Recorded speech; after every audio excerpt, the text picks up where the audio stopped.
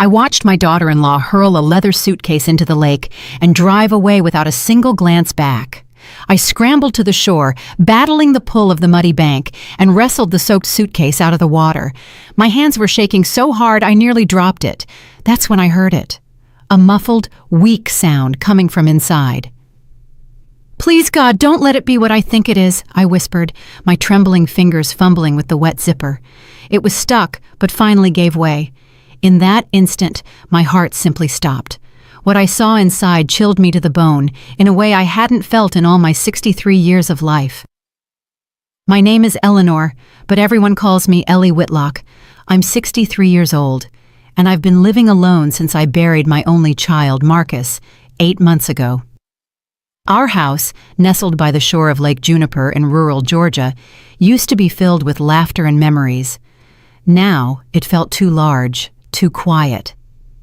That September afternoon, I was sipping my sweet tea on the back porch when something caught my attention. The silver sedan belonging to Sloane, my daughter-in-law, barreled down the dirt road, kicking up a thick cloud of dust. She was driving like a maniac at an insane speed for that winding road. Something was terribly wrong. I set my mug on the porch railing and squinted to get a better look. Sloane slammed on the brakes right at the lake's edge, the engine still running. She sprang out of the car as if the devil himself was chasing her. Her face was flushed, her hair a mess. She yanked the trunk open so violently I thought she'd rip the door right off its hinges. That's when I saw the suitcase. That brown leather suitcase I'd given her myself the day she married Marcus. "To carry your dreams wherever you go," I'd told her then. How foolish I'd been.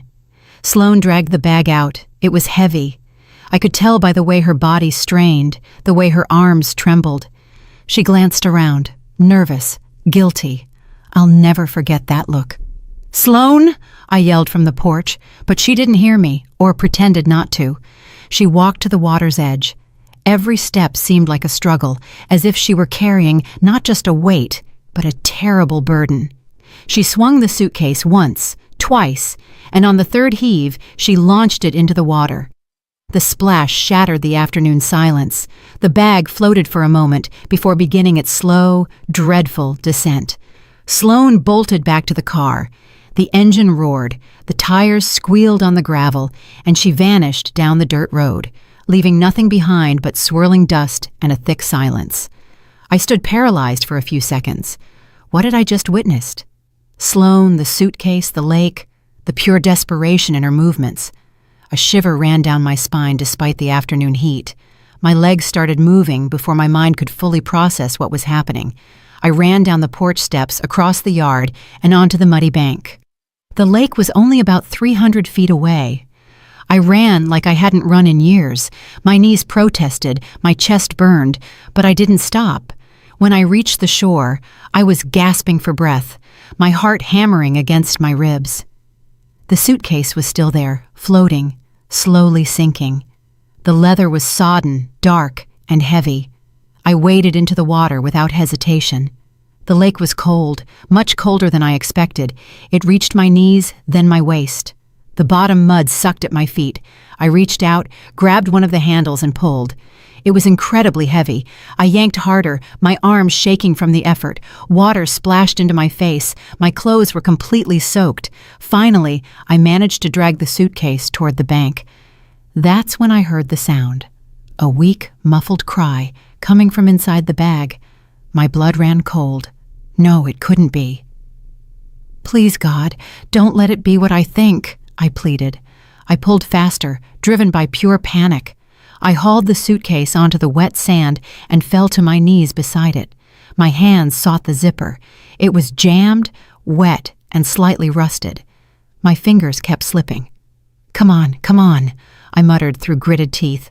Tears started to blur my vision. I forced the zipper once, twice. It finally gave way. I lifted the lid, and the whole world stopped.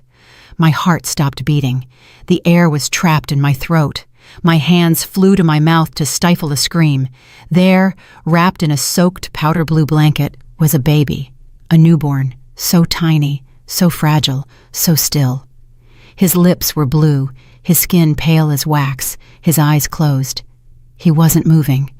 Oh my God! Oh my God! No. My hands shook so violently I could barely hold him. I lifted him out of the suitcase with a tenderness I didn't know I still possessed. He was cold, so cold. He weighed less than a bag of sand. His tiny head fit in the palm of my hand. His umbilical cord was still tied off with a piece of ordinary twine. Twine, not a medical clamp, as if someone had done this at home, in secret, without any help. No, no, no, I whispered over and over. I pressed my ear to his chest. Silence. Nothing. I pressed my cheek against his nose, and then I felt the faintest puff of air, so weak I thought I'd imagined it, but it was there. He was barely breathing, but he was breathing. I scrambled to my feet, clutching the baby to my chest. My legs nearly buckled. I ran toward the house faster than I'd ever run in my life. Water streamed from my clothes. My bare feet were cut and bleeding on the rough path, but I felt no pain, only terror, only urgency, only the desperate need to save the tiny life trembling against me. I burst into the house screaming. I don't know what I was yelling. Maybe help, maybe Jesus, maybe nothing coherent. I grabbed the kitchen phone with one hand, holding the baby with the other. I dialed 911. My fingers slipped on the keys. The phone nearly dropped twice. 911, what is your emergency? A calm female voice asked. A baby, I found a baby in the lake. He's not responding. He's cold. He's blue. Please, please send help. Ma'am, I need you to calm down. Tell me your address. I stammered out my address near Lake Juniper. The operator instructed me to place the baby on a flat surface. I swept everything off the kitchen table with one arm. Dishes, papers, everything crashed to the floor. Nothing mattered. I placed the baby on the table. So small, so fragile, so still. Is he breathing? I shrieked at the operator, my voice a high, unrecognizable sound. You tell me. Look at his chest. Is it moving?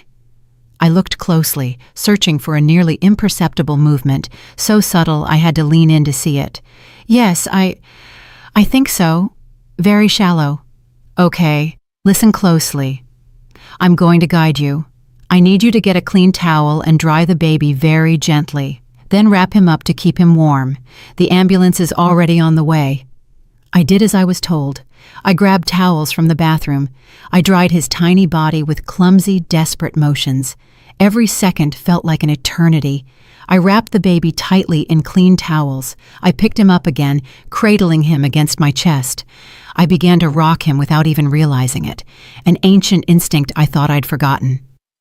Hold on, little one, I whispered. Please, hold on, they're coming. They're coming to help you. The minutes that followed until the ambulance arrived were the longest of my life. I sat on the kitchen floor with the baby pressed to my chest. I sang. I don't know what I sang. Maybe the same song I used to sing to Marcus when he was small, maybe just senseless sound. I just needed him to know he wasn't alone, that someone was holding him, that someone wanted him to live.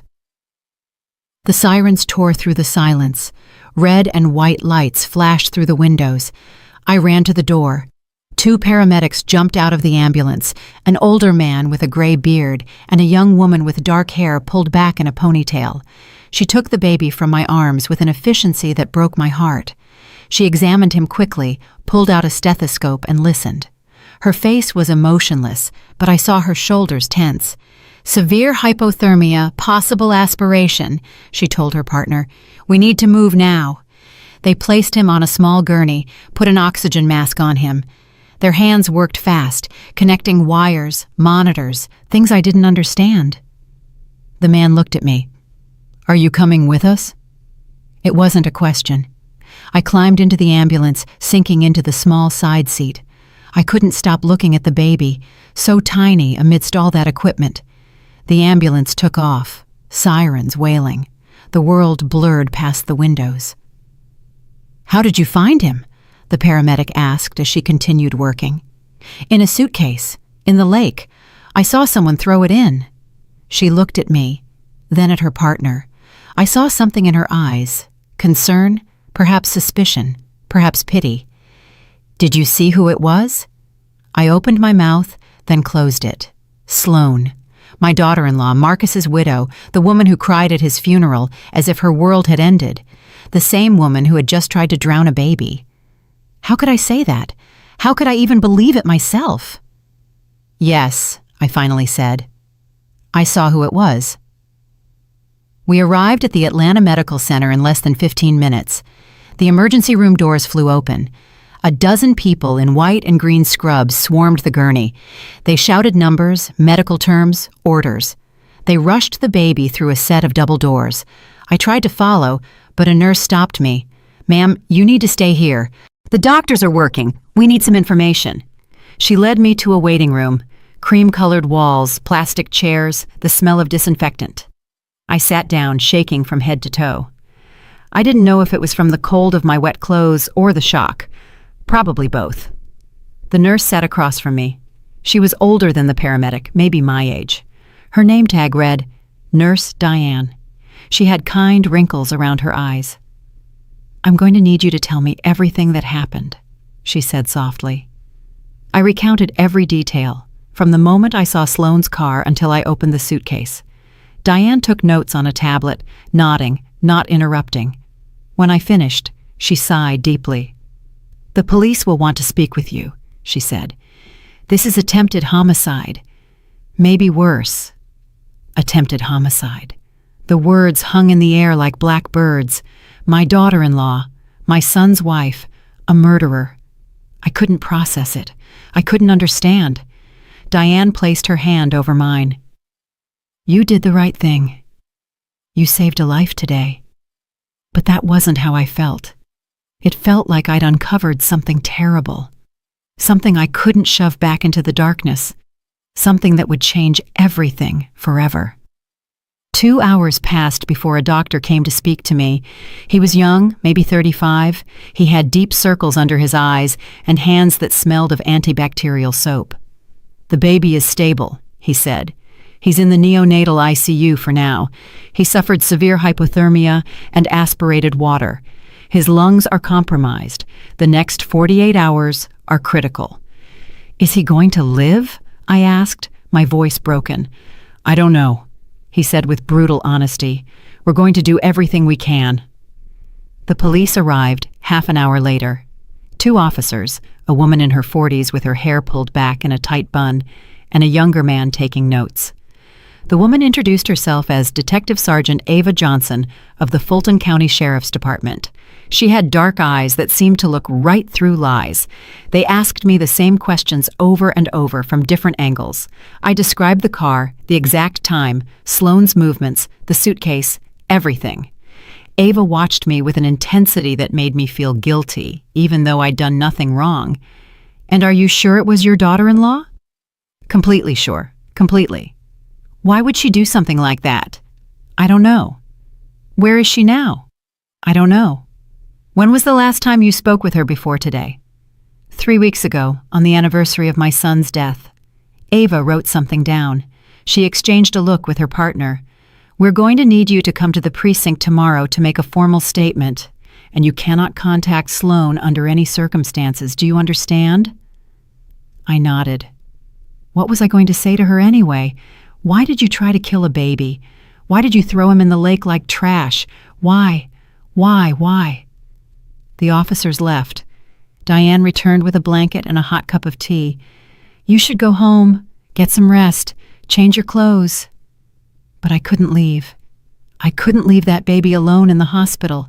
That baby I had held against my chest, who had drawn his last breath of hope in my arms. I stayed in the waiting room. Diane brought me dry clothes from the hospital's storage, nurse scrubs and a baggy t-shirt. I changed in the bathroom looking in the mirror. I looked like I'd aged 10 years in one afternoon. I didn't sleep that night. I sat in that plastic chair watching the clock. Every hour, I got up and asked about the baby. The nurses gave me the same answer.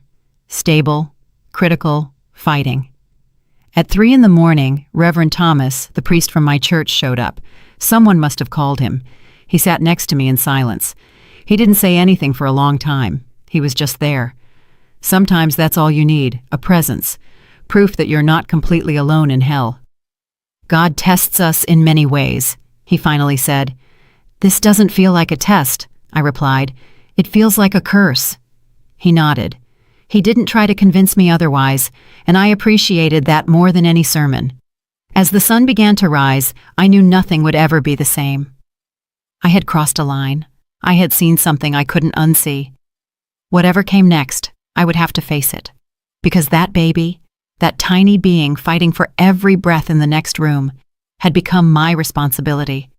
I hadn't chosen this, but I couldn't abandon him either. Not after pulling him from the water, not after feeling his heartbeat against mine. The dawn arrived without me even noticing. Light streamed through the waiting room windows, painting everything in a pale orange glow. I had spent the entire night in that plastic chair. My back ached, my eyes burned, but I couldn't leave. Every time I closed my eyes, I saw the suitcase sinking. I saw that still, little body. I saw the blue lips.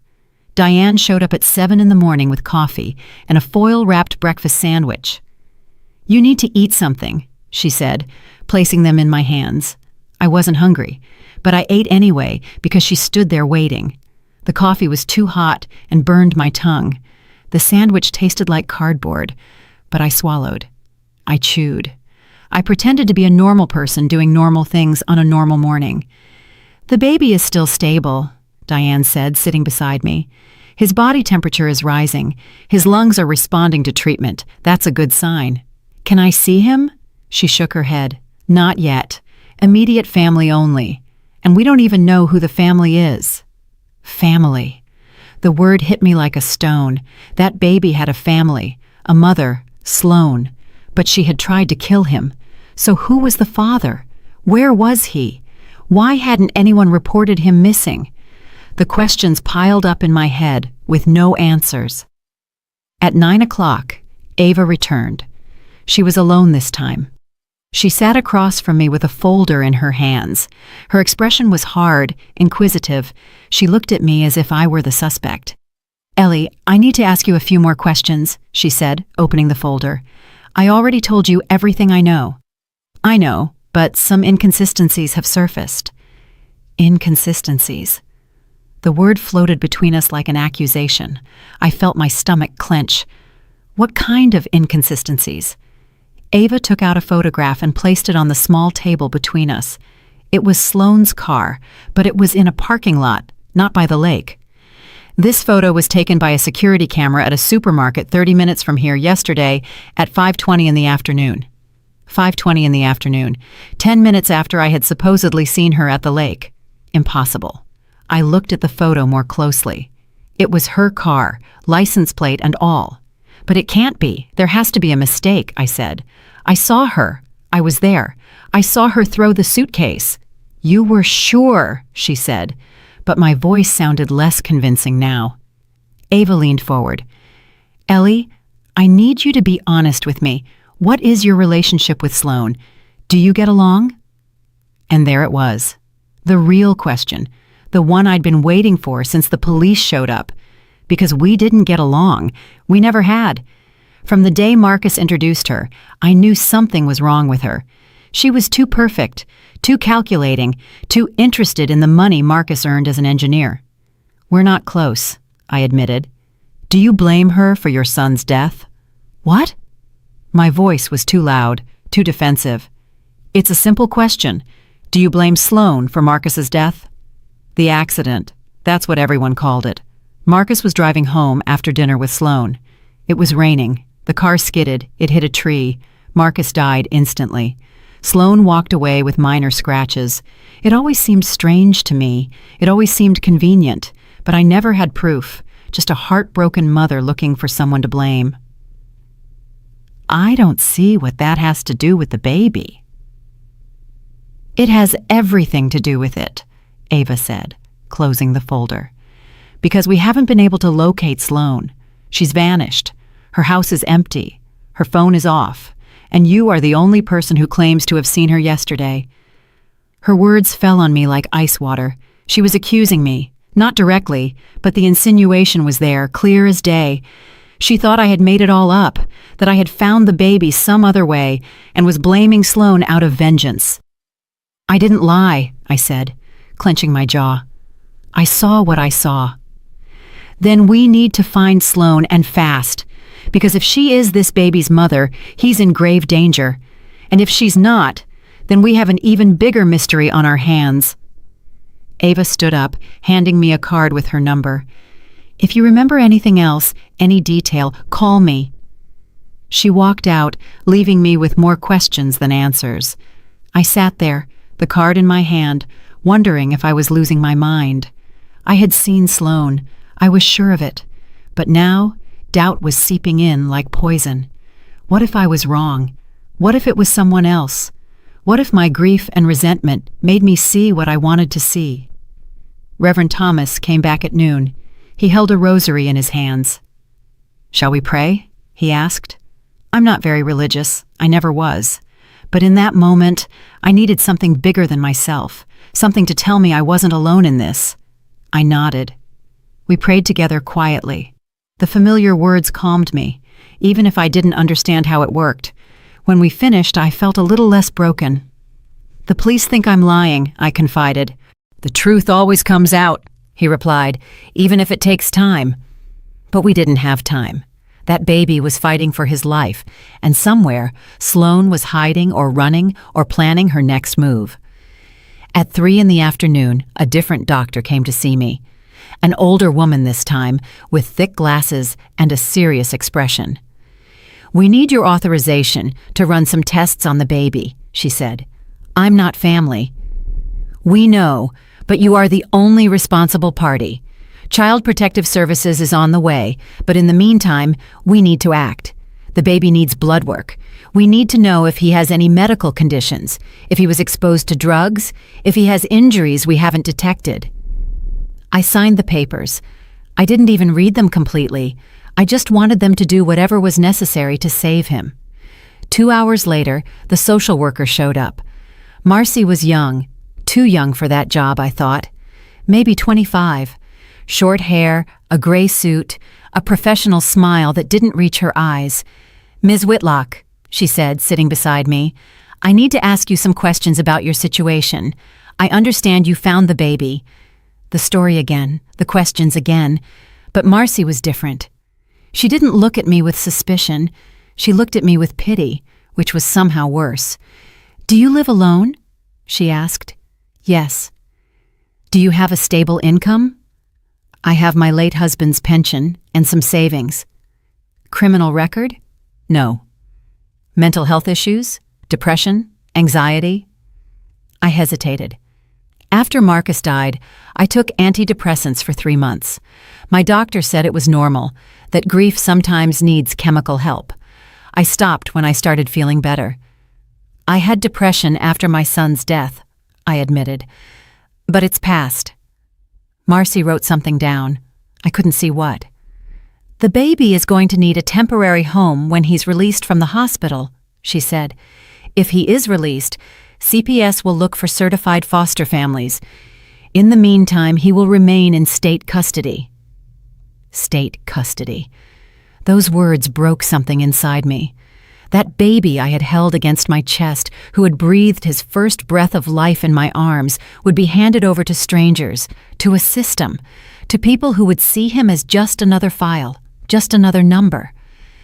What if I wanted to? The words came out before I could stop them. What if I wanted to care for him?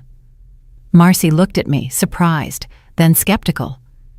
"Ms. Whitlock, you are 63 years old. You are not a certified foster parent. You have no legal relationship with the baby, and you are involved in an active criminal investigation." "I didn't do anything wrong. I saved his life." "I know, but the system has protocols. The best interest of the child comes first, and frankly, your age and your recent emotional situation are factors we have to consider." I felt like I'd been slapped. Too old, too unstable, too broken. Maybe she was right. Maybe it was crazy to even think it. But when I closed my eyes, all I saw was that fragile little body, and I knew no one else in the world would love him like I could. That night, I went home for the first time in 36 hours. Diane convinced me. She said I needed to shower, sleep in a real bed, that the baby would be fine, and they would call if anything changed. I drove home as the sun was setting. The lake glittered on my right. I stopped in the exact spot where I had seen Sloan, where I had pulled out the suitcase. I got out of the car, walking to the bank. The suitcase was gone. The police had taken it as evidence, but I could see exactly where it had been. I could see my own footprints in the dried mud. I stood there as darkness fell, wondering if I would ever know the truth, wondering if Sloan was watching from somewhere, wondering what the hell had really happened. And then my phone rang. It was the hospital. My heart stopped. "Ms. Whitlock," Diane's voice said, "you need to come back now." I drove back to the hospital, ignoring every speed limit sign. My hands trembled on the steering wheel.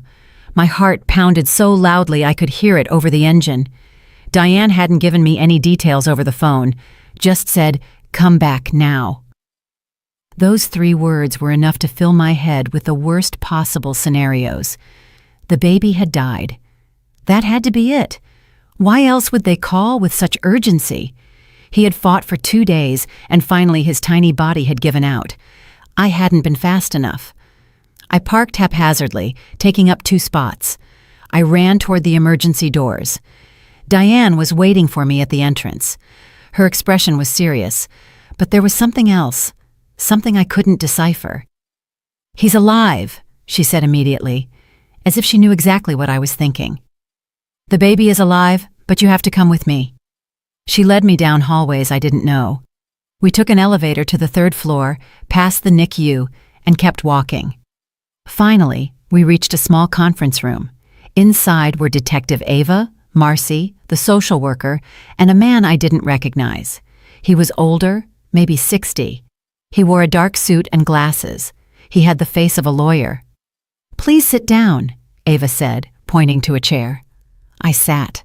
My legs felt like jello. Everyone looked at me with an intensity that made me want to run. "We received the results of the baby's DNA analysis," Ava said. Her words dropped like stones into quiet water. DNA. I didn't understand why they had done that. What were they looking for? "And?" I asked when the silence became unbearable. Ava exchanged a look with the man in the suit. He nodded, opened a folder, and pulled out several printed sheets. He placed them in front of me. "The baby is a boy. He was born approximately 3 days ago, according to medical exams." Ava paused. "And Ellie, he is your grandson."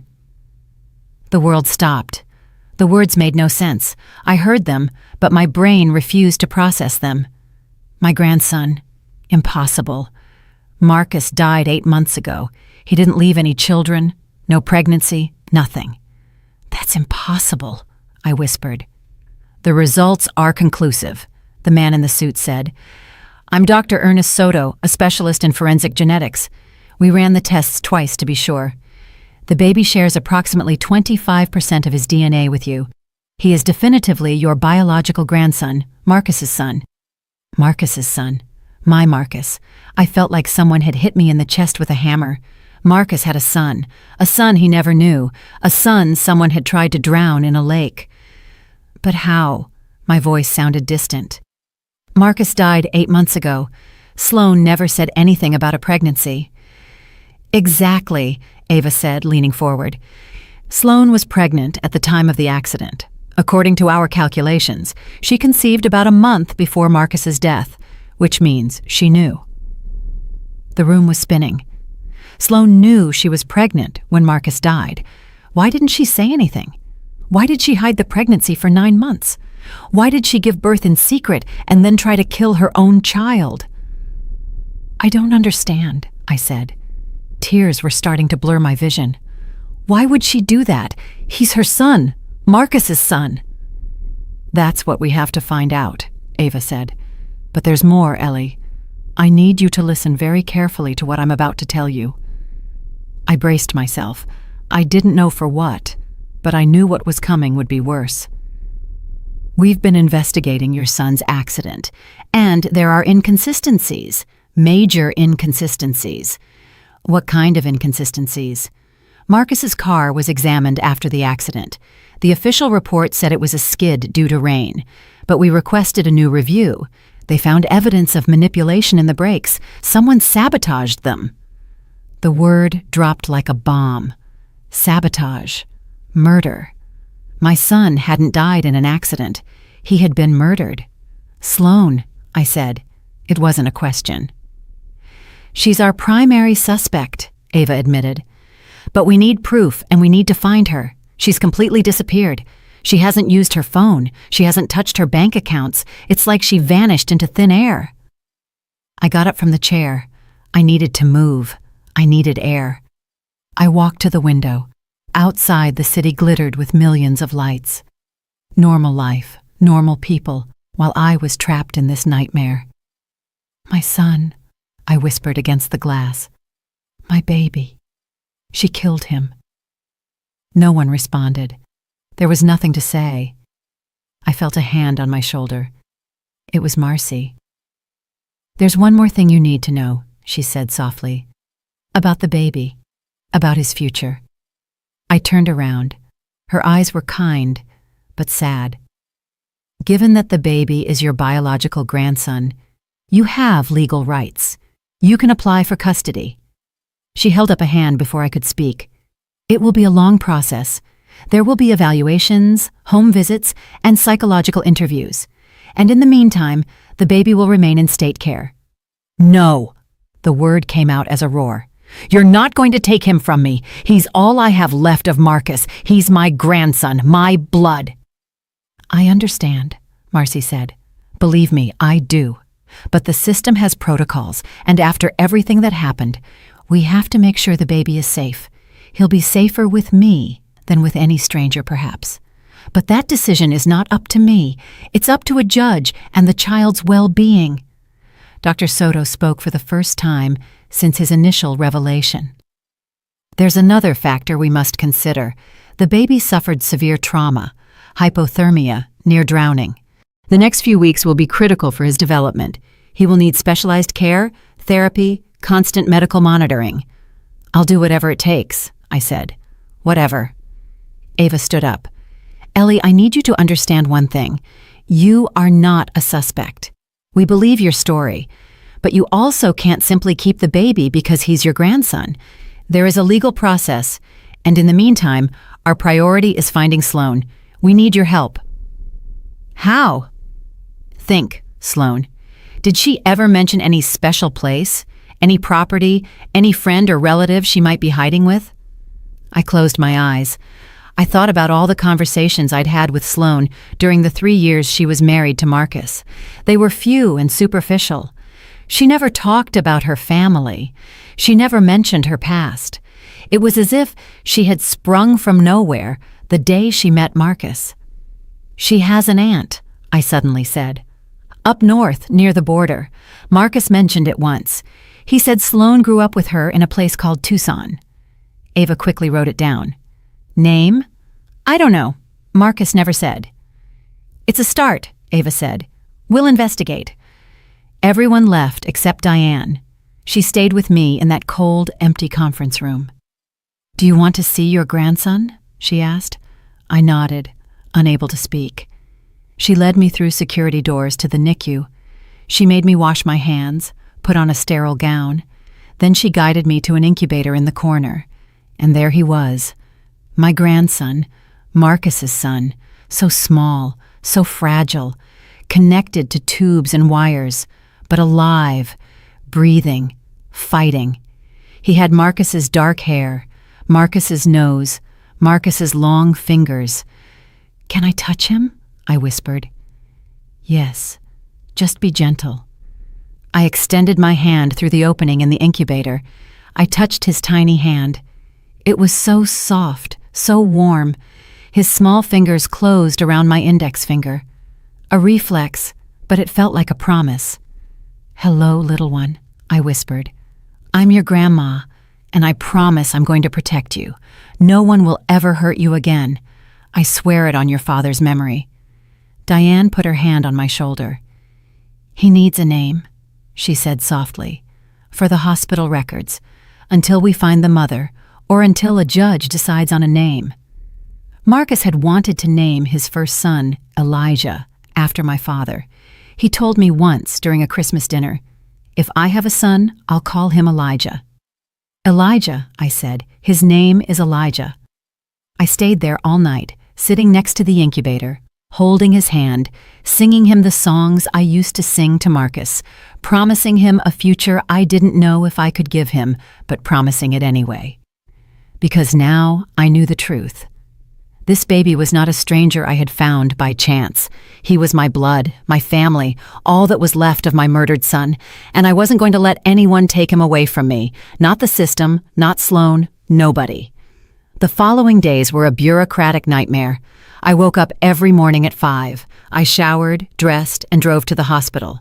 I spent the day next to Elijah's incubator, and in the afternoon the visits began. Lawyers, social workers, police, all with folders, all with questions, all deciding if I was good enough to raise my own grandson. Marcy showed up on the third day with a list of requirements. She read it in a monotonous voice, as if reciting an appliance manual. "You will need a criminal background check, a complete psychological evaluation, a medical exam, income verification, a home inspection, personal references from at least 3 non-family members, and you have to complete a 40-hour childcare course." 40 hours. As if I hadn't raised a child to adulthood. As if I didn't know how to change a diaper or mix formula. But I didn't say anything. I just nodded and took the papers she handed me. "How long will all this take?" I asked. "If you're lucky, 6 weeks, if not 3 months. 3 months. Elijah would be in foster care for 3 months while I jumped through bureaucratic hoops to prove I deserved to raise him. And what about him in the meantime? When he's released from the hospital, he will go to a certified temporary foster family. He will receive proper care. You will be allowed to visit him twice a week under supervision." Twice a week under supervision, as if I were a threat, as if I wasn't the person who saved him from drowning. That night, I called Reverend Thomas. I needed references. I needed people to say I wasn't crazy, that I was capable, that I could do this. He came to my house the next day. He sat in my kitchen, drinking the same tea I used to make for Marcus when he was a child. "Of course, I'll help you," he said. "You're one of the strongest women I know. This child is lucky to have you." But I didn't feel strong. I felt old, tired, scared. I was 63 years old. How was I going to chase a 2-year-old when I was 65? How was I going to help him with homework when I was 70? How would I be at his graduation if I made it to 80? "I'm too old for this," I said out loud for the first time. Reverend Thomas looked at me over his cup. "Sarah was 90 when she gave birth to Isaac. Age is just a number when there's love involved." I wanted to believe him. I really did. On the 4th day, Diane taught me how to care for Elijah, how to support his tiny head, how to change his miniature diapers, how to prepare the formula to the exact temperature. My hands trembled at first. I had forgotten how fragile newborns are, how dependent, how terrifyingly delicate. "You're doing great," Diane said every time I panicked. But it didn't feel great. It felt like walking on thin ice. One false move, and everything would crash down. On the 5th day, Ava returned with news. "We found Sloane's aunt," she said. "She lives in a small town 60 miles from the border, near Tucson. We went to interview her, and she says she hasn't seen Sloane in 2 years. She says they had a fight. Sloane owed her money, $3,000. Money. It always came back to money with Sloane. Marcus earned a good salary as an engineer, $7,000 a month. He had savings. He had a $200,000 life insurance policy. Sloane was the beneficiary. "Did she receive the insurance?" I asked. Ava nodded. 4 months ago, $200,000 deposited into her account. 2 weeks later, she transferred everything to an offshore account in the Cayman Islands. We're trying to trace it, but it's complicated. $200,000, the value of my son's life. And she had hidden it in some tax haven while planning to kill his baby. "Why?" I asked, the question that tormented me every night. Why kill the baby? She could have given him up for adoption. She could have left him at a hospital. Why try to drown him? Ava was silent for a long moment. "We have a theory," she finally said. "We were looking into Marcus's finances. We found something interesting. 2 weeks before he died, he changed his will. He left everything to his future children. Not to Sloan. To his children." The air left my lungs. Marcus knew. Somehow he knew Sloan was pregnant, and he changed his will to protect his son. "She killed him for money," I whispered. "We believe so.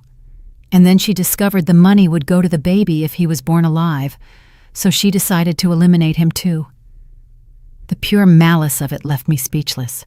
She had killed my son. She had carried the pregnancy to term. She had given birth alone, and then she had tried to drown her own baby, all for money. "Do you have enough to arrest her?" "When we find her, yes, but she's still missing. She's smart. She knows we're looking for her." Days turned into weeks. Elijah grew stronger. The doctors removed the tubes one by one. He started breathing on his own, feeding on his own, crying with strong, healthy lungs. It was a medical miracle. According to the doctors, no baby who had gone through what he had should be progressing so well. But I knew it was more than medicine. It was willpower. It was Marcus's spirit living in that tiny body, fighting, surviving, refusing to give up. I completed all the requirements. The background check came back clean. The medical exam showed I was healthy for my age. The psychological evaluation was the hardest. A young woman with glasses asked me questions for 3 hours. "How did you cope with your son's death? How do you feel about Sloan? Are you trying to replace Marcus with this baby?" That last question stung. "I'm not replacing anyone," I said. "I'm saving my grandson. It's different." She wrote something down. I didn't know if it was good or bad. The home inspection was humiliating. 2 women checked every corner. They opened closets, checked the refrigerator, measured the windows to see if they were secure. They counted the smoke detectors. They asked about my emergency fire plan. "You'll need a certified crib, a changing table, safety gates on all stairways, cabinet locks, outlet covers." I spent $800 I didn't have on baby stuff. My pension barely covered my basic expenses. I had to use my savings, but I didn't care. Elijah was worth it. The childcare course was the worst. 15 young mothers and me. They all looked at me as if I were the confused grandmother who had wandered into the wrong class. The instructor was 25. She explained things I already knew with insulting slowness. Babies need to eat every 3 hours. Babies cry when they're hungry or wet. Never shake a baby. I nodded and took notes, even though I wanted to scream that I had raised a child to adulthood, that I knew exactly what I was doing. But I needed that certificate, so I swallowed my pride and pretended to learn. 6 weeks after finding Elijah in the lake, Marcy showed up at the hospital with a small smile. "You've completed all the requirements," she said. "The judge will review your case next week. If all goes well, you could have temporary custody in 2 weeks." 2 weeks. After 42 days of bureaucratic hell, I could finally take my grandson home. But that same night, when everything seemed to be improving, my phone rang. It was Ava. Her voice was tense. "Ellie, I need you to come to the precinct now. We found something about Marcus you need to see." I arrived at the precinct with a knot in my stomach. Ava was waiting for me at the entrance. Her face was more serious than usual. She led me down narrow hallways to an interrogation room. On the table was a cardboard box. Inside, I recognized Marcus's belongings: his wallet, his watch, his broken phone, the things they gave me back after the accident. "What is this?" I asked. "We finally managed to unlock his phone," Ava said. "Our technician worked on it for weeks, and we found something." She took out a manila envelope, opened it, and spread several printed sheets on the table. They were screenshots of text messages between Marcus and Sloan, dated 2 weeks before his death. I read the first one. It was from Marcus to Sloan. "We need to talk. Found out about the baby." Sloan's response: "I don't know what you're talking about." Marcus again: I found the pregnancy test in the bathroom. Why didn't you tell me? A 3-hour silence. Then Sloan. I wasn't ready to tell you. I was scared. Scared of what? I'm your husband. We're going to be parents. This is wonderful.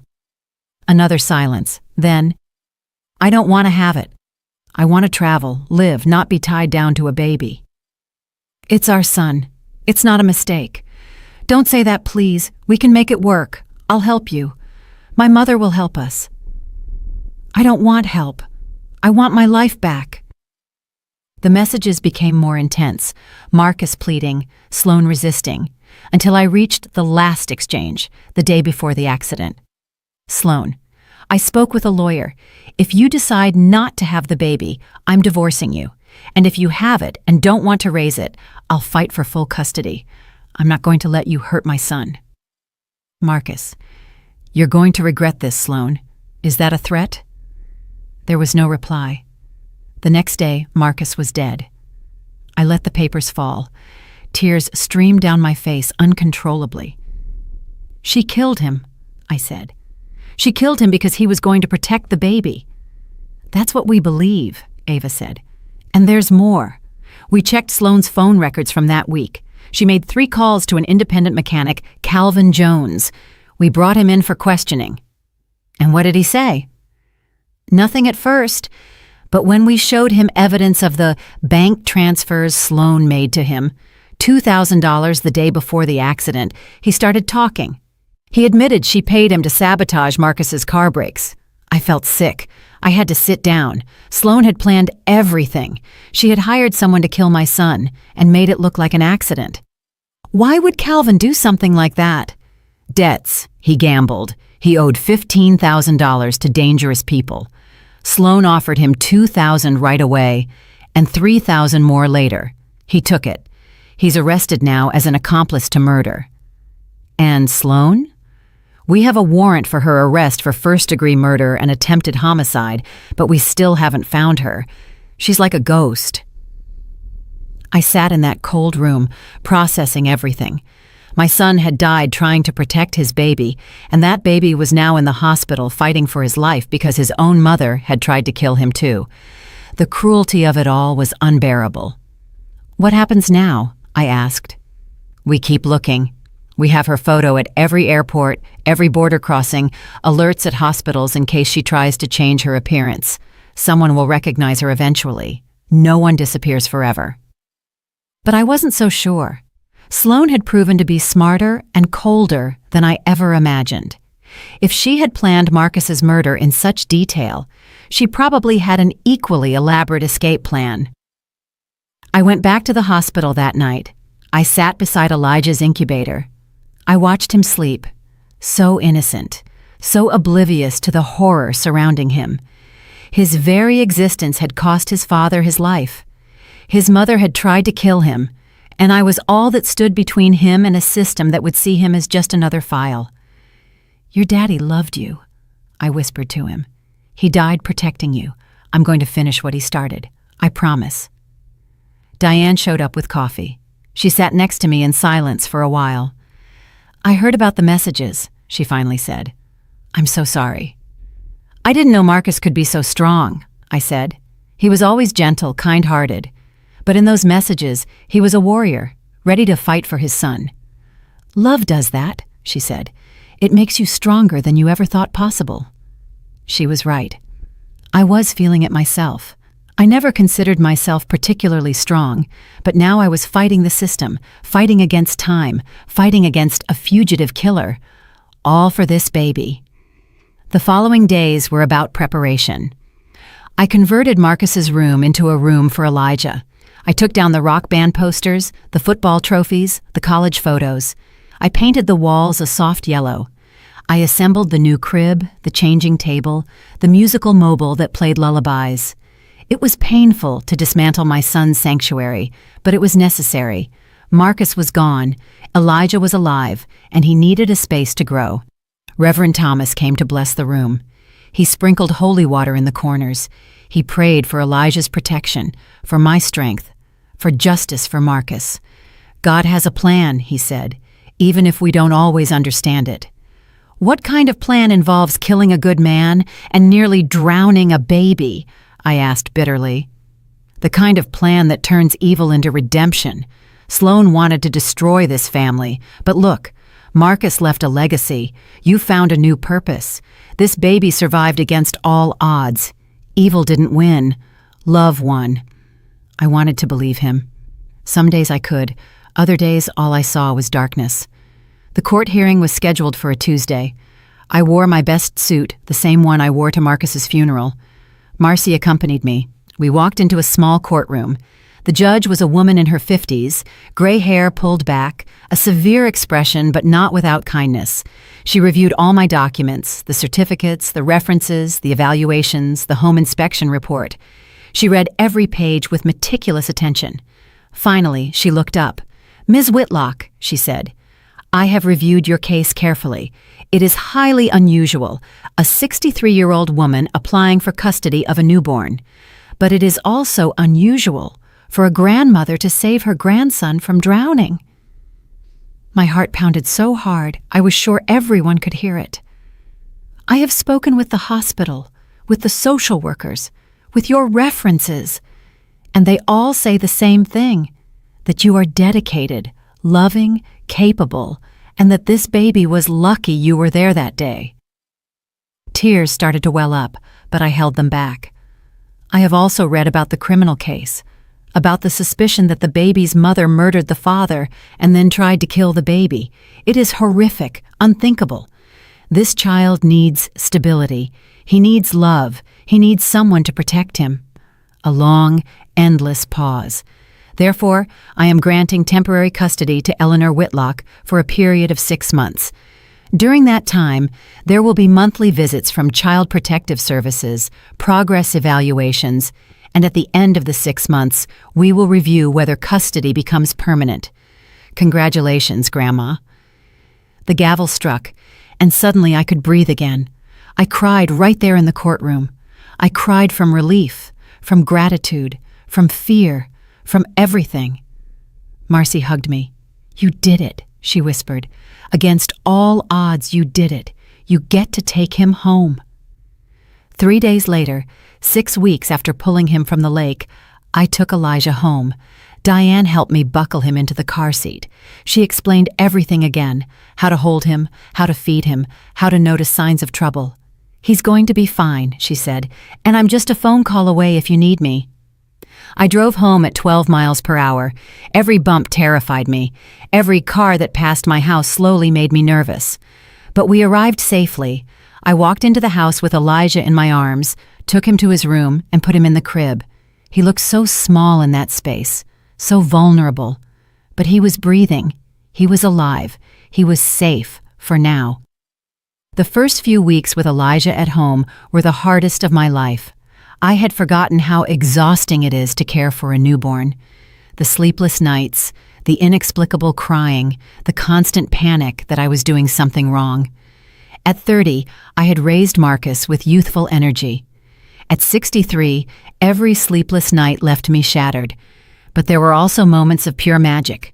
When Elijah held my finger with his tiny hand, when he stopped crying at the sound of my voice, when he opened those small, dark eyes, identical to Marcus's, and looked at me as if I were his whole world.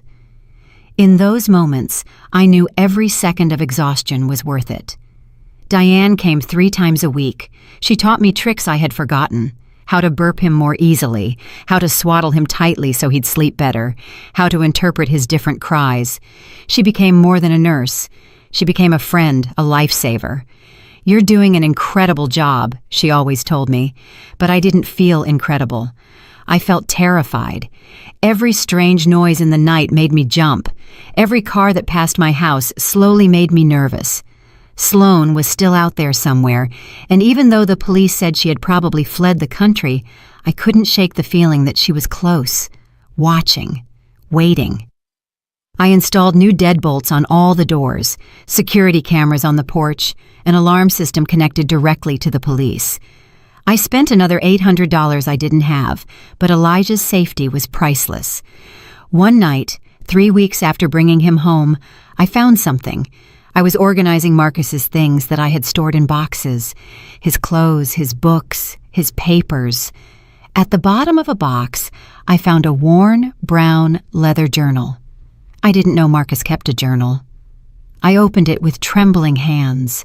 The first few pages were from years ago, thoughts about his work, about his friends, nothing important. But then I got to the entries from the last year, the year he met Sloane.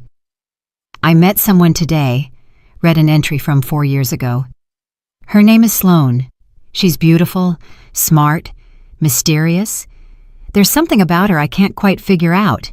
She intrigues me. I kept reading. The entries about Sloane became more and more frequent. Marcus was in love, completely captivated, but there were also doubts. Sometimes I feel like I don't really know her. She never talks about her family. When I ask, she changes the subject. It's like her life began the day we met. Another entry. I caught Sloane looking through my bank statements. She said she was just curious, but something felt wrong. Why would she look at that without asking first? And then, the one that chilled my blood, dated 1 month before his death. Sloane is pregnant. I found the test, but when I confronted her, she was furious. She said she doesn't want to have it, that it will ruin her life. How can she say that? It's our son. I changed my will today. Everything goes to the baby. I don't trust Sloane with the money, not after seeing how she spends $500 shoes, $1,000 bags. She always wants more. But a baby is not an accessory. It's a life, and I'm going to protect it at all costs. The last entry was from the day he died. Sloane threatened me today. She said I would regret pressuring her about the baby. I don't know what that means, but it scares me. I'm going to talk to Mom tomorrow, tell her everything. Maybe she can help me figure out what to do. I just know I can't let Sloane hurt our son. I will protect him always. He never had a chance to talk to me. He died that night, and I never knew he needed help, that he was scared, that he had seen the danger approaching, but not fast enough. I'm sorry, I whispered to the journal. I am so sorry, my love. I should have known. I should have seen that something was wrong. But I couldn't change the past. I could only protect the future. I took the journal to Ava the next day. She read everything. Her jaw tightened with every page. This is crucial evidence, Pata, she said. It shows premeditation. It shows motive. When we find Sloane, this will bury her. When are you going to find her? I asked. It's been almost 2 months. We're doing everything we can, but she's smart. She probably used fake documents to leave the country. She could be anywhere. But 3 days later, everything changed. I was feeding Elijah when my phone rang. It was an unknown number. Normally I wouldn't answer, but something made me do it. Hello? I said. Silence, breathing. Then a voice I recognized immediately. Ellie, it's Sloane.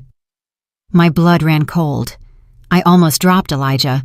I looked around the room as if she might be hiding in the shadows. Where are you? I managed to say. It doesn't matter where I am. What matters is that I have something you want, and you have something I want. You have nothing I want. I have the truth about what really happened to Marcus, about why I did what I did. I bet you want to know. I already know the truth. I read Marcus's journal. I know you killed him for money. I know you're a monster. A cold, humorless laugh. A monster. How dramatic. You don't know anything, Ellie. Marcus wasn't the saint you think he was. Don't you dare, I roared. Don't you dare speak ill of my son.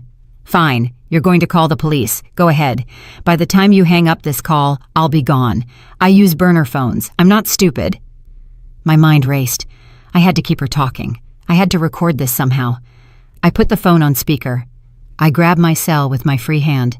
I started recording. What do you want, Sloane? I want my son. Your son? You tried to drown him. It was a mistake. A moment of madness. I was scared. I was confused. I had just given birth alone. I didn't know what I was doing, but I'm better now. I want my baby back. Never, over my dead body. "That can be arranged," she said with chilling calmness. "Listen closely.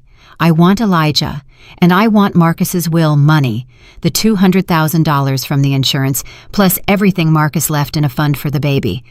That's another $300,000. $500,000 total." $500,000, everything Marcus had worked for, everything he had saved, all meant for his son. "And if I refuse? Then I'll come looking for him. I'm his biological mother. Legally, I have more rights than you. And when they finally catch me, I'll say you stole my baby, that you threatened me, that you made up the whole Lake story to keep him. My word against yours, and I'm much younger, more credible, more sympathetic."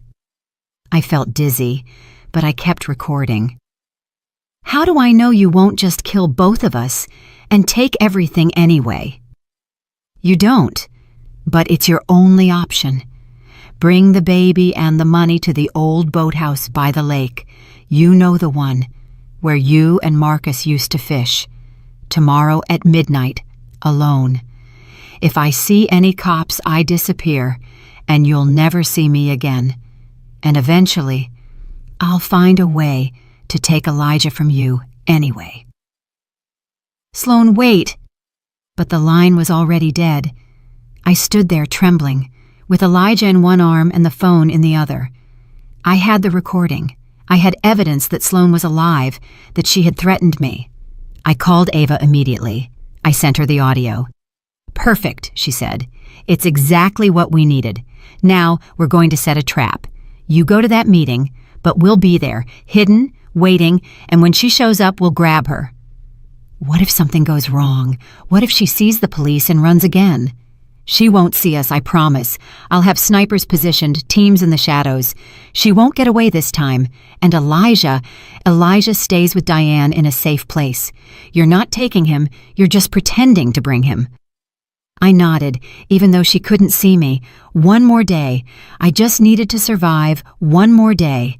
And then Sloan would finally face justice. For Marcus, for Elijah, for all the pain she had caused. I didn't sleep that night. I stayed awake, watching Elijah sleep, memorizing every detail of his face just in case something went wrong, just in case I never saw him again. "Your daddy loved you," I whispered to him, "and I love you. And tomorrow, we're going to make sure you're safe forever." The next day passed in slow motion. Every minute felt like an hour, every hour an eternity. At 9 in the morning, Diane came to get Elijah. I packed his bag as if he were going to be gone for a week, even though I hoped to have him back in a few hours. Diapers, formula, extra clothes, his favorite blanket. My hands shook as I placed each item in the bag. "He'll be perfectly fine with me," Diane said, taking Elijah in her arms. "I have your number. The police have my address. No one is going to touch him, I promise." I kissed Diane on the forehead. Then I kissed Elijah. His soft skin smelled of baby lotion and hope. "I love you, little one," I whispered. "Grandma will be back soon." I watched them leave. Diane's car disappeared down the street, and I felt like a piece of my soul was being torn away, but it was necessary. Elijah had to be far away, safe, just in case things went wrong. Ava arrived at 2 in the afternoon with 3 other officers, 2 men and a woman, all in plain clothes, all armed. They turned my living room into a command center with laptops, radios, and maps of the area around the boathouse. "Let's go over the plan again," Ava said, spreading a map on my dining room table. "The boathouse is here, abandoned 5 years ago. It has 3 entrances, main, side, and rear. We'll have teams covering all 3. She pointed to locations on the map with a red marker. "Snipers here and here on the roofs of the adjacent buildings. They'll have a clear view of the interior through the broken windows. Assault teams back here, ready to enter the moment we have visual confirmation of Sloan." "And what exactly am I supposed to do?" I asked. My voice sounded calmer than I felt. "You go in, you talk to her, you keep her talking. We need her to confess, to admit she killed Marcus, to admit she tried to kill Elijah. You'll be wearing a hidden microphone. We'll record everything." One of the officers, a tall man in his 30s, took out a small button-sized device. "This goes on your clothes, right here." He pointed just below my collarbone. "It transmits everything in real time. It also has a panic button. If you press it 3 times in a row, we enter immediately, no matter what." He showed me how it worked. I practiced pressing it, 3 quick taps. My life would depend on remembering that. "And if she asks to see the baby, you tell her he's in the car, that you want to talk first, that you want to understand why she did what she did. Appeal to her ego. People like Sloan love to talk about themselves. Let her boast about how smart she was." We spent the next few hours reviewing every detail, every possible scenario. What to do if Sloan was armed? What to do if she wasn't alone? What to do if something went wrong? My head was spinning with information. At 8 o'clock at night, they made me eat a ham sandwich that tasted like cardboard, but I swallowed every bite. I needed energy. I needed to be alert. At 10 o'clock at night, they put the microphone on me. They tested the audio repeatedly. They made me say phrases, count to 10, shout, whisper, making sure everything worked perfectly. "Remember," Ava said, looking me in the eyes, "you are not alone in there. I will be listening to every word. The team will be just feet away. At the slightest sign of real danger, we go in. I won't let anything happen to you." I nodded. I wanted to believe her, but fear was a cold snake coiled in my stomach. At 11:15 at night, we left. I drove my own car. Ava was in the passenger seat, crouched down so as not to be seen from outside. "The other teams are already positioned," she informed me over the radio. "Snipers in position. Rear team ready. Perimeter secured." We arrived at the boathouse at 11:40 at night. It was exactly as I remembered. Old, dilapidated, broken windows, walls covered in graffiti. Marcus and I used to come here when he was a boy. We'd fish off the dock behind it. Simpler times, happier times. Ava got out of the car in a blind spot from Sloan's imaginary cameras. She disappeared into the shadows. I was alone. I looked at the clock. 11:55 at night. 5 minutes. I closed my eyes. I thought about Marcus, about his smile, about how he called me Mama in that loving tone, about what it would have been like to see him as a father. I thought about Elijah, about his future, about all the things he deserved to have, a life without fear, without threats, without shadows. Midnight. My phone vibrated. A text from an unknown number. "Go in alone now." I got out of the car. The night air was cold. I could see my breath. I walked toward the boathouse's main door.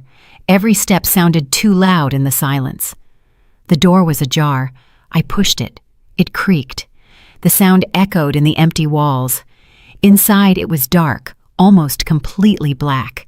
Only a little moonlight filtered through the broken windows, creating strange shadows. "Sloan?" I called out. My voice sounded small, scared. "Close the door," a voice said from the shadows. Sloan's voice. I closed the door. My eyes slowly adjusted to the darkness, and then I saw her, standing in the center of the boathouse. She was wearing dark clothes, black jeans, a hooded sweatshirt. She looked different, thinner. Her hair was short, dyed blonde, but it was her. "You came," she said. She seemed almost surprised. "You said you wanted to talk." I said I wanted my son and the money. Where are they? "I want answers first.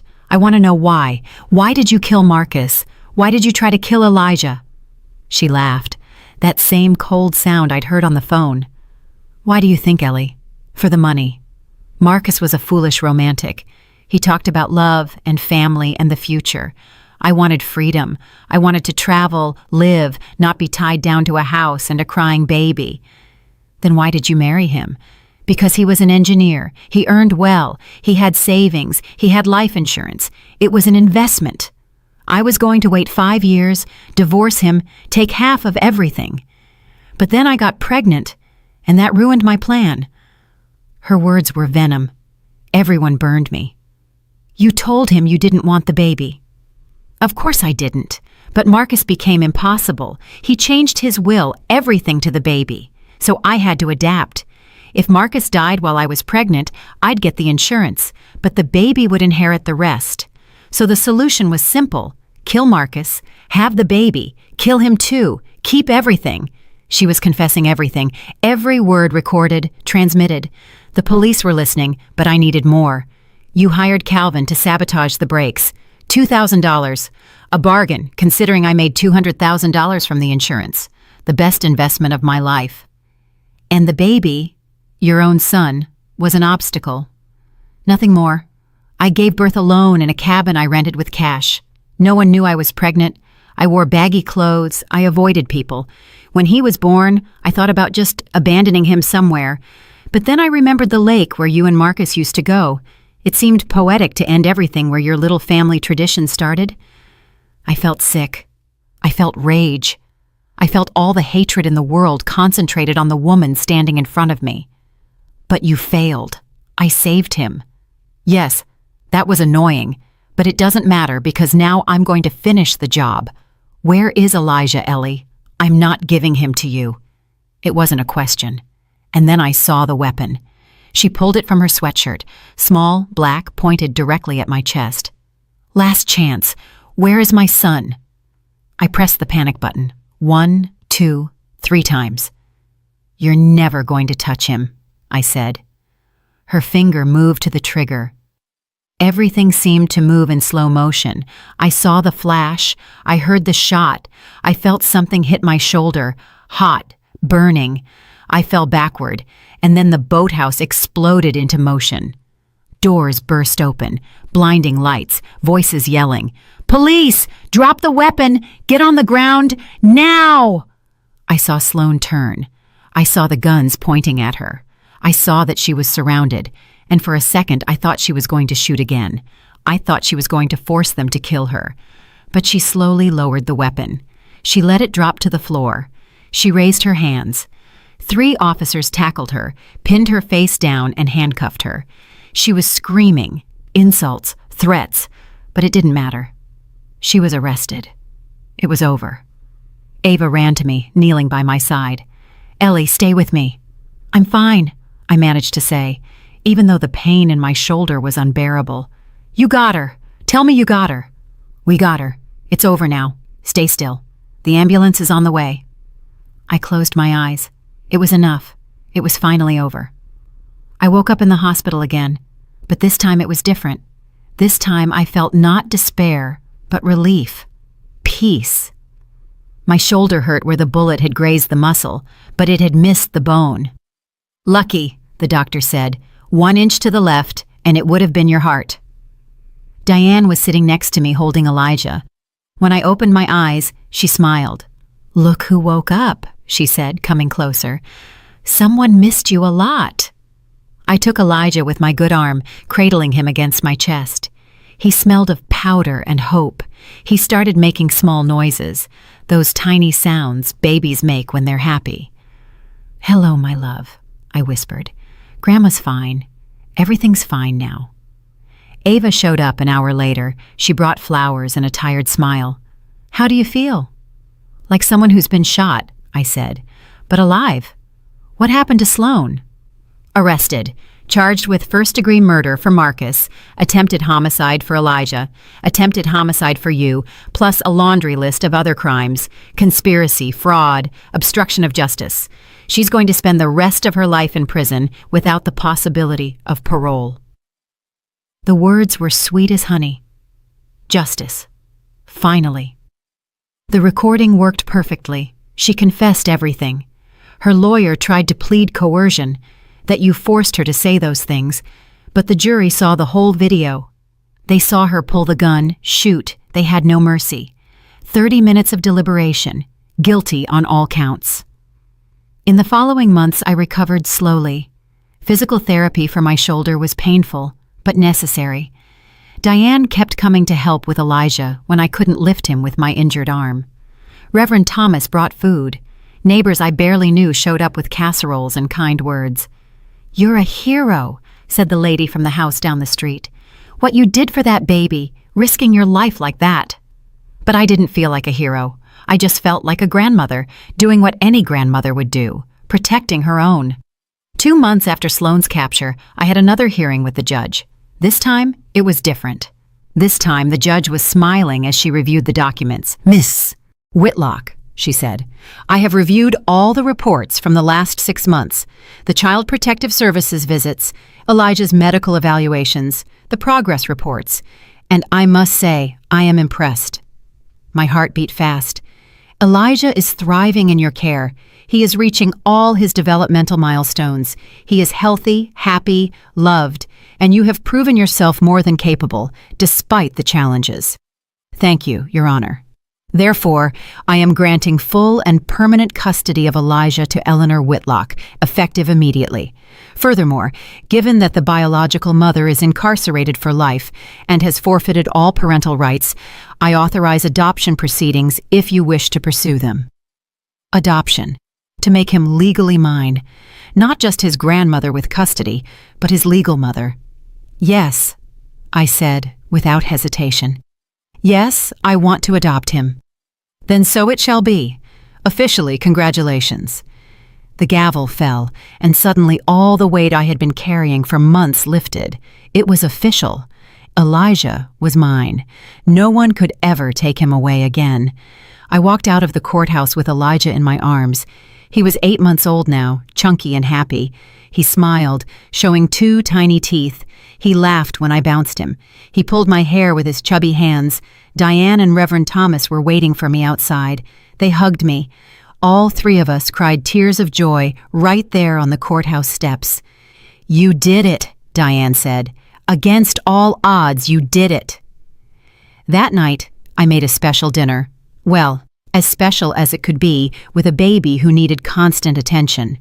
I invited Diane and Reverend Thomas. We ate roast chicken and rice. We toasted with apple juice because none of us drank alcohol. "To Elijah," Reverend Thomas said, raising his glass. "To his bright future." "To Marcus," I said, "who's watching us from somewhere, proud of his son." "To love," Diane added, "which always conquers evil." We drank, we ate, we laughed. Elijah banged on his high chair and squealed with delight, not understanding, but feeling the happiness around him. Months turned into years. Elijah grew. He started walking. At 11 months, his first word was, "Nana." I cried when he said it. At 2, he was running all over the house. At 3, he started preschool.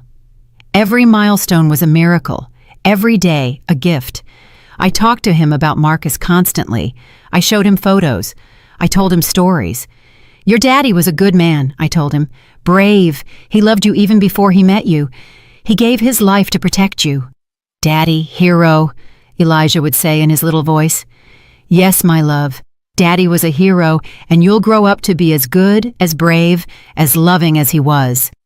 I never told him about Sloan. That would come later, when he was older, when he could understand.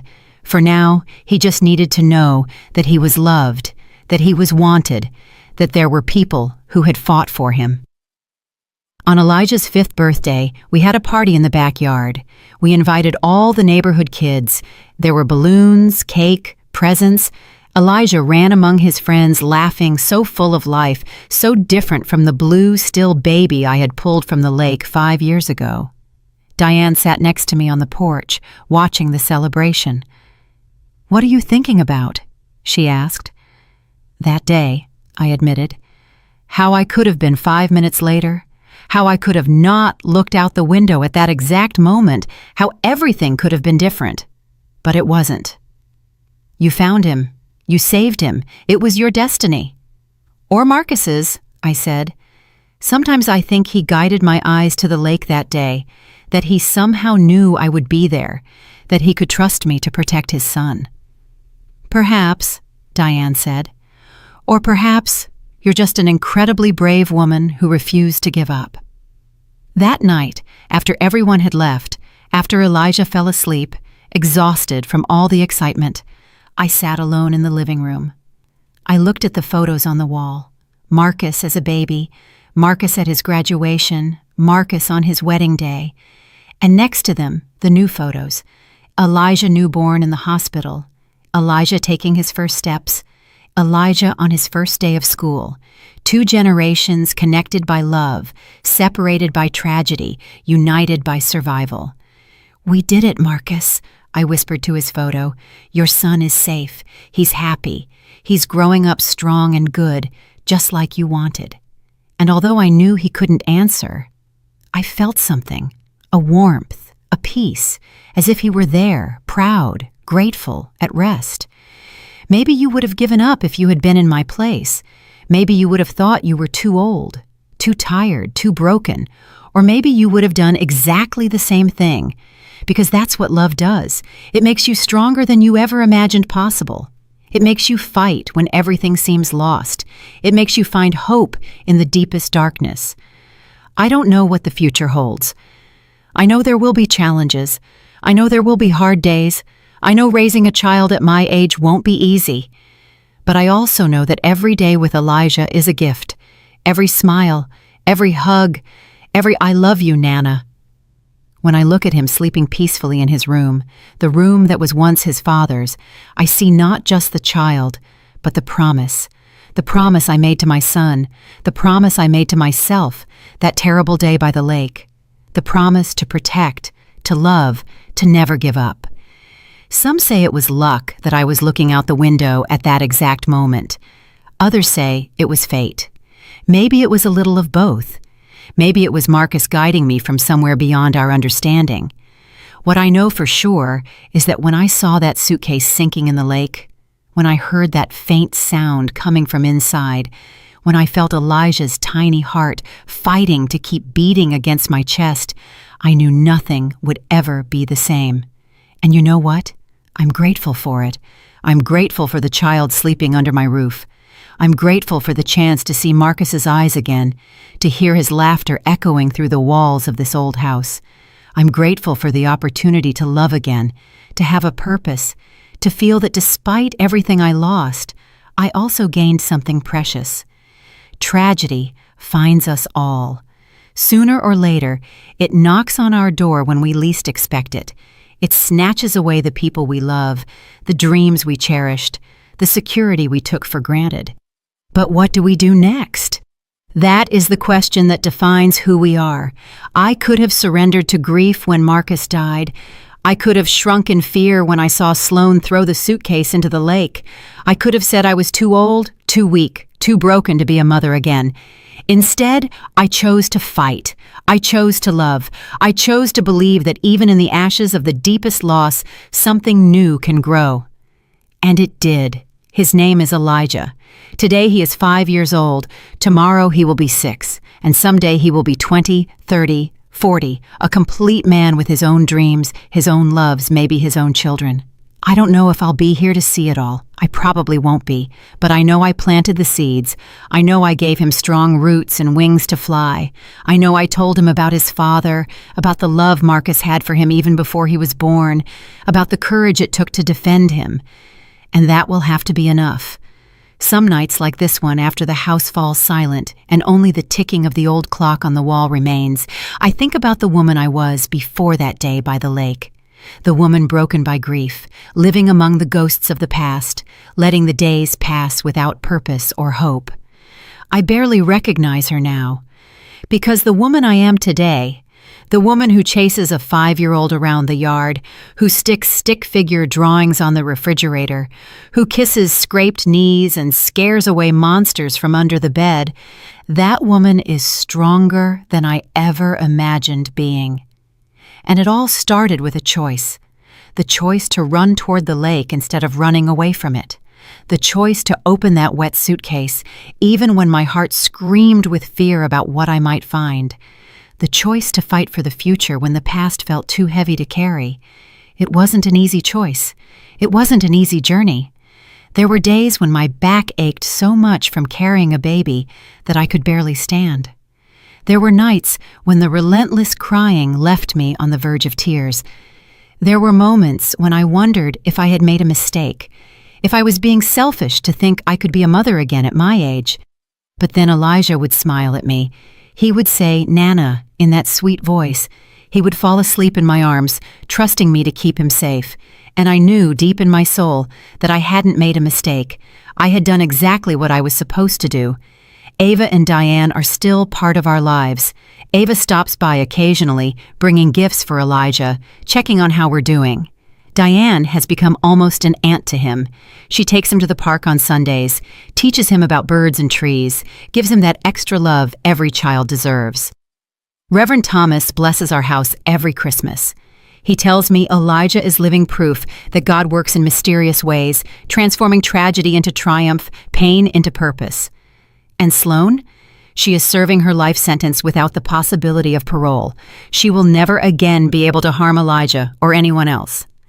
Sometimes I wonder if she thinks about him, if she regrets it, if any spark of maternal love ever existed in that cold heart. But then I remember the look on her face when she threw the suitcase into the lake, and I know the answer. Some people are incapable of love. Sloane was one of them. She only cared about money, freedom, her own desires. She saw Elijah as an obstacle, not the miracle he is. Her loss is my gain, because every morning I wake up to the sound of little feet running down the hall. My bedroom door opens, and Elijah jumps into my bed, his dark hair messy, his eyes, Marcus's eyes, shining with the promise of a new day. "Good morning, Nana," he shouts, throwing his little arms around me. And in that moment, all the pain, all the struggle, all the sacrifice is worth it. In that moment, I know I would do it all over again. I would face Sloane. I would take the shot. I would fight the entire system just to have this child in my life. When people hear our story, they often say, "I'm incredible, brave, extraordinary." But I don't feel that way. I just feel like a grandmother who did what any grandmother would do, protect her grandson at any cost. The true hero of this story is Marcus, who saw through Sloane's charm, who changed his will to protect his unborn son, who was willing to face a custody battle to keep him safe. Marcus, who paid the ultimate price for his love. And the true miracle is Elijah, who survived against all odds, who fought for every breath in those critical first hours, who brought the light back to this house that was once dark with grief. As for me, I'm just the bridge between father and son, the guardian of their memories, the protector of their future. And it is enough. It is more than enough. Did you like the story? And which city are you listening from? Let's meet in the comments. If you like the story, you can support me by sending a super thanks so I can keep bringing more stories like this.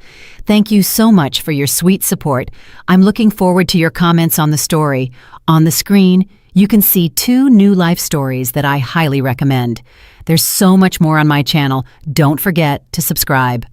See you in the next life story with love and respect.